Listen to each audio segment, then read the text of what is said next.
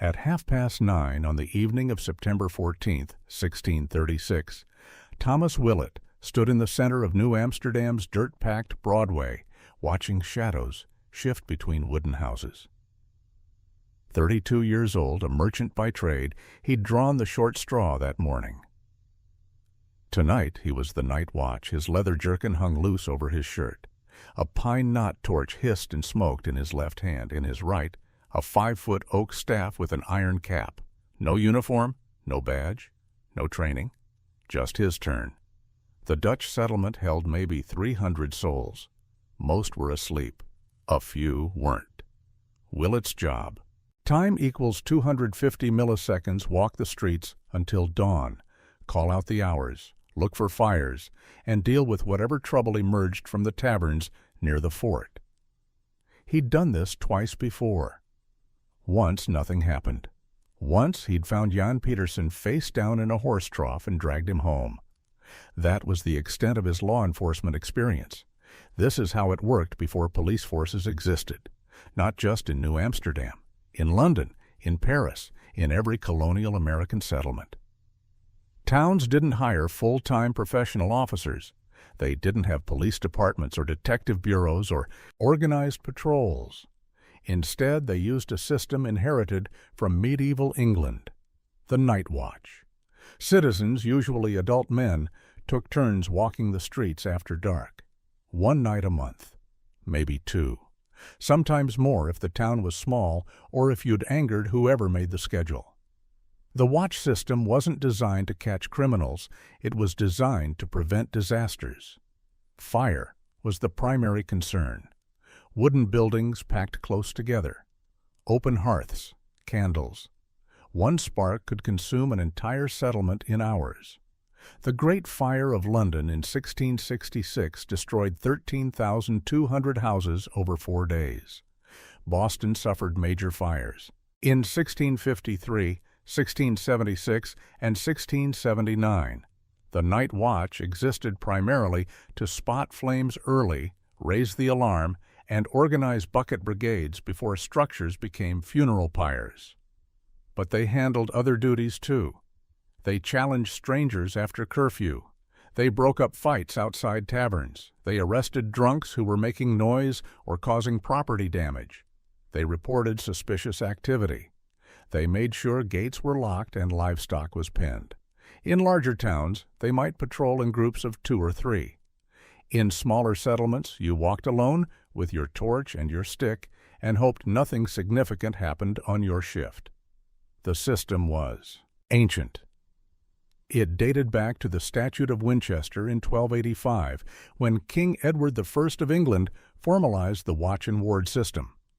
Ward meant daytime patrol. Watch meant nighttime patrol. Every town had to organize it. Every able-bodied man between 15 and 60 had to participate. You served without pay. It was a civic duty, like jury service or militia muster. When English colonists arrived in North America, they brought the night watch with them. Plymouth Colony established a watch in 1621. Massachusetts Bay Colony formalized theirs in 1631.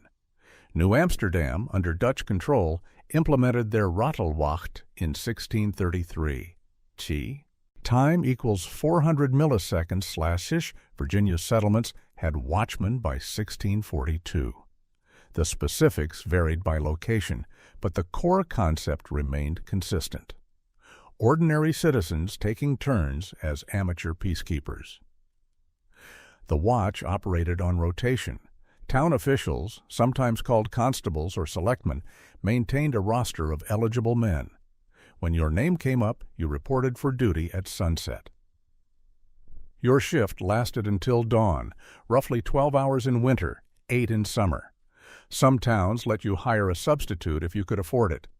Poor men would take payment to walk patrol for wealthy merchants or landowners who preferred sleeping in their beds.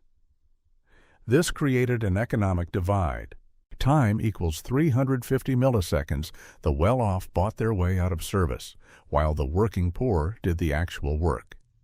Boston's watch in 1636 consisted of 8 men per night during summer, 12 during winter. They gathered at sunset near the townhouse, received their assignments, then dispersed to patrol assigned districts. Each man carried a bell, a lantern, and a weapon, usually a staff or halberd. Every hour they called out the time and a weather report, 10 o'clock and all's well, or 3 o'clock and heavy rain. The hourly calls served multiple purposes. They reassured sleeping citizens that someone was alert and active. They helped coordinate the watch if something went wrong, and they proved you were actually doing your job instead of sleeping in someone's barn. The calling of hours became such a cultural fixture that it appeared in nursery rhymes. 12 o'clock and all's well echoed through English and American streets for nearly 200 years. But the system had serious problems. First, competence. Most watchmen had no relevant skills. They were farmers, carpenters, shopkeepers, clerks. They received no training in conflict resolution, investigation, or even basic combat. You showed up with whatever weapon you owned and figured things out as you went. Some towns issued equipment, but most expected you to bring your own tools. This meant equipment quality varied wildly. One man might carry a proper sword. Another might carry a kitchen knife lashed to a stick. Second, motivation. Nobody wanted to do this. It was unpaid, unpleasant, and potentially dangerous. You stood in the cold and dark for hours, interrupting your sleep and disrupting your work schedule. As a result, men tried to avoid service. They claimed illness. They bribed officials. They sent unfit substitutes, often teenagers or elderly men who couldn't effectively handle actual emergencies.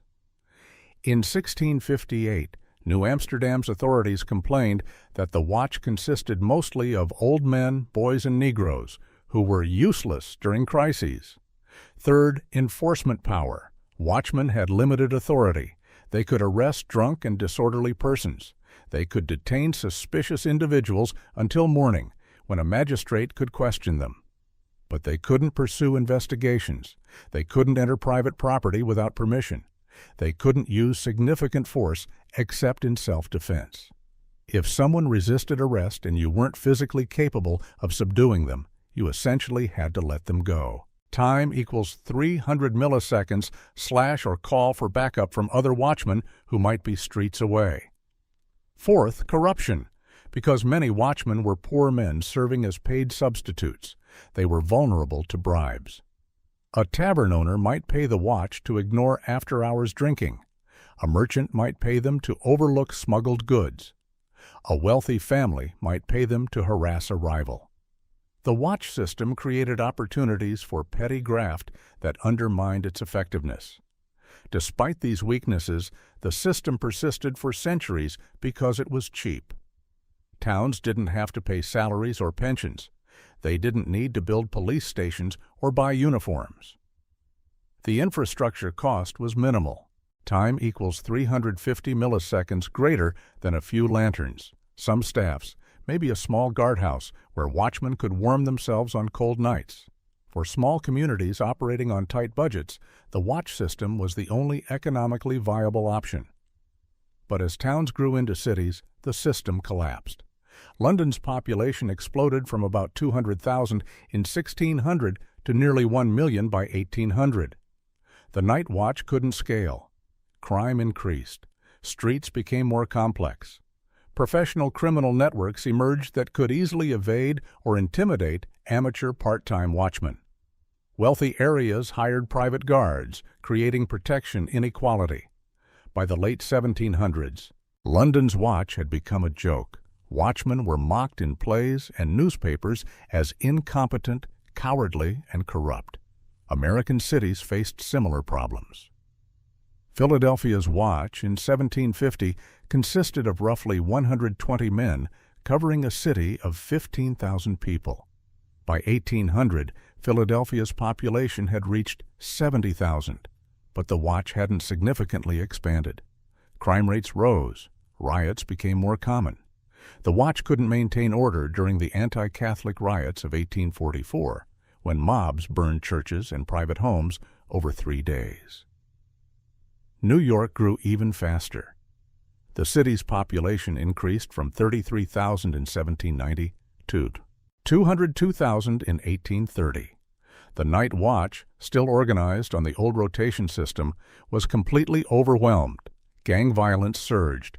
Property theft became endemic. The watch would arrest someone, hold them overnight, bring them before a magistrate in the morning, and then release them because there was no evidence, no investigation, no follow-through. The same criminals were arrested repeatedly with no consequences. The breaking point came in the 1830s and 1840s. American cities experienced waves of labor unrest, ethnic conflicts, and organized crime. In 1834, a pro-slavery mob attacked abolitionists in New York for 3 days. The watch couldn't stop them.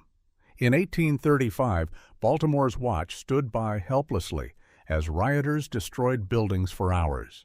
In 1837, Boston's Broad Street riot saw Irish immigrants and Yankee firefighters battle for hours, while the watch attempted to separate them with minimal success.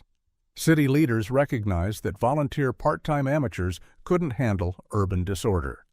They needed something new, professional, full-time, trained law enforcement officers with investigative powers, standardized equipment, and centralized command structures. They needed police. London created the Metropolitan Police in 1829 under Robert Peel. It was the first modern police force. Paid professionals, uniforms, defined beats, clear chain of command. American cities watched closely. Boston established America's first paid professional police force in 1838. New York followed in 1845. Philadelphia in 1854. By the 1870s, every major American city had replaced the night watch with organized police departments. The transition wasn't smooth.